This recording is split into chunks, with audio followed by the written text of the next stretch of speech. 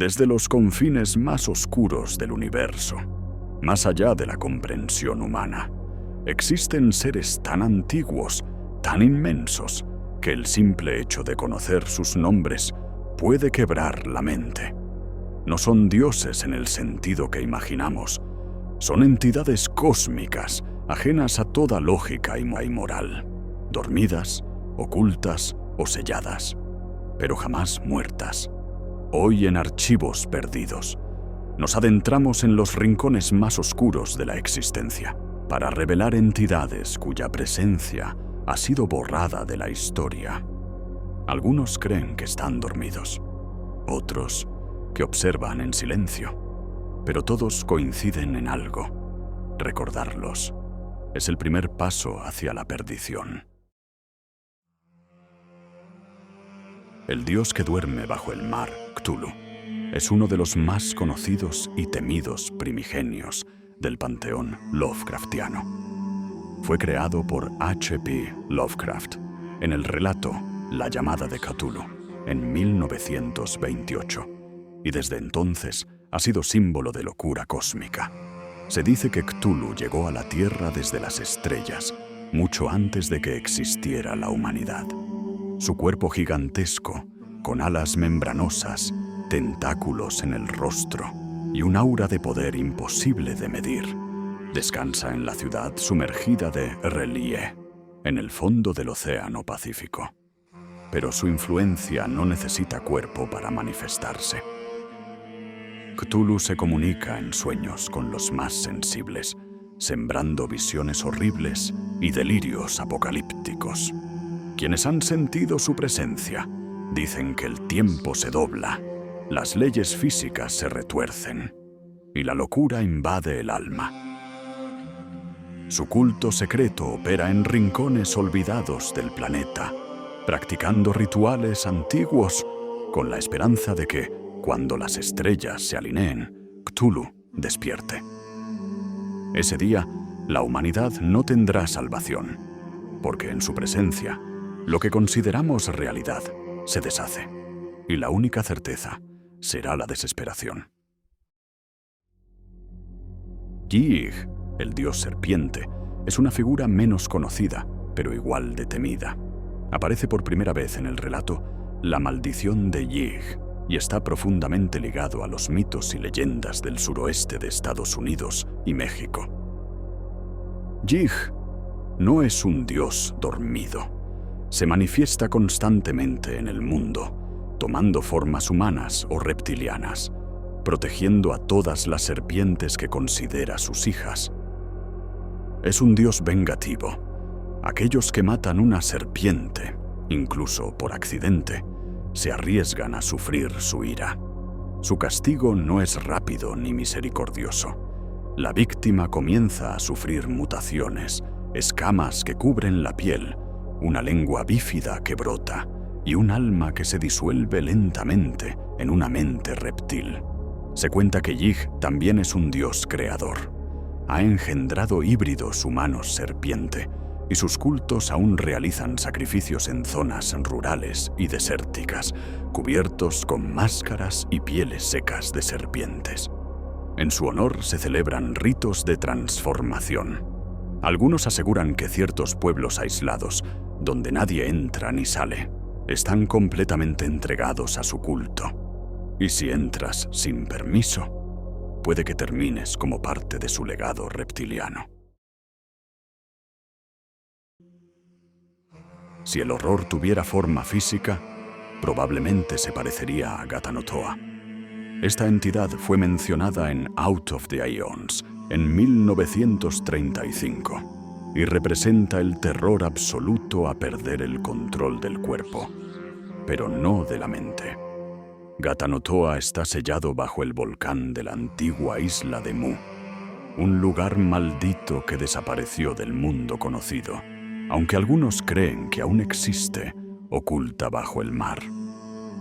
Su cuerpo es indescriptible, tan antinatural que solo verlo provoca un castigo peor que la muerte, la momificación instantánea. La carne se endurece y petrifica, pero la mente queda intacta, prisionera en un cuerpo inmóvil, condenada a la eternidad. Este castigo no se limita a la vista directa. Incluso una imagen, una estatua o una representación grabada de Gatanotoa puede causar el mismo destino. Por eso, su culto lo oculta bajo capas de sellos mágicos y protecciones arcanas.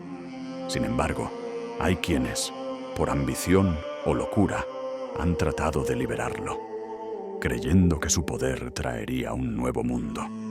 Lo que no entienden es que bajo su dominio solo habría sufrimiento eterno, gritos silenciados y cuerpos inmóviles llorando sin poder morir. Mucho antes de que el hombre dominara los océanos, Dagon ya gobernaba las profundidades.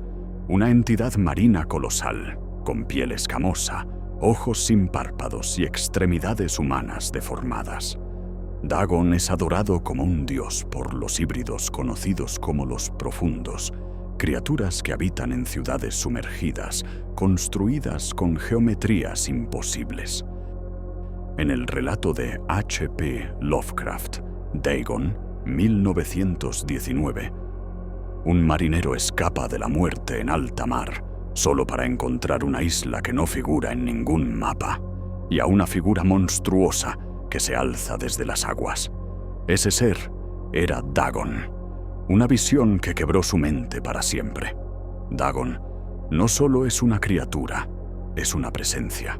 Sus seguidores, humanos y no humanos, pactan con él a cambio de longevidad, riquezas y una lenta transformación. Quienes se unen a su culto comienzan a cambiar. Su piel se humedece, sus ojos se agrandan y su voz se vuelve un susurro burbujeante. Hasta que un día abandonan la tierra para siempre y se hunden en el océano para vivir eternamente junto a su dios. No hay escape de Dagon, porque no necesita salir del agua para alcanzarte, solo necesita que lo sueñes. Si Dagon es el padre, entonces Hidra es la madre. No la Hidra mitológica de la que hablan los griegos, sino una diosa abisal, inmensa, serpenteante y aterradora.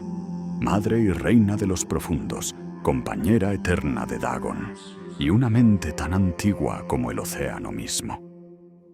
Hidra no es mencionada con frecuencia, porque su culto es más secreto aún.